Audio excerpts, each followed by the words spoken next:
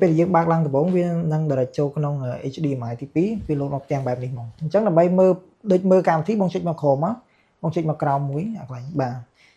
សម្រាប់ app ដំបូងនេះបងចឹងបាទដំបូងនេះគឺជាប្រភេទ app យើងមើលប៉ុសទូរទស្សន៍ live ផ្ទាល់បងជាប្រភេទប៉ុសដែលសម្រាប់ប៉ុសខ្មែរប៉ុសអន្តរជាតិអីផ្សេងៗនៅក្នុងនឹងទាំងអស់បងបាទ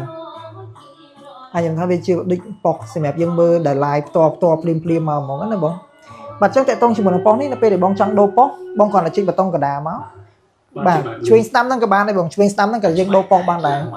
ដើម្បីងាយស្រួលមួយទៀតបងគ្រាន់តែចុចកណ្ដាលមកដើម្បីលោតអាតារាងនេះយើងឃើញមកនេះបាទខ្ញុំនិយាយពីជាកឡោនមកវាបងខ្ញុំដាក់ខ្មែរម្ដុំខ្មែរខាងលើនេះបងខ្មែរកីឡាព័ត៌មានគំនូរជីវចរចឹងរត់ឆ្វេងស្ដាំទៅវាដូរប៉ុសហើយបងបាទហើយតើតងជាមួយនឹងប៉ុសទាំងអស់គឺមាន3100ប៉ុសជាងមកនៅក្នុងហ្នឹងបងបាទបាទបងបាទ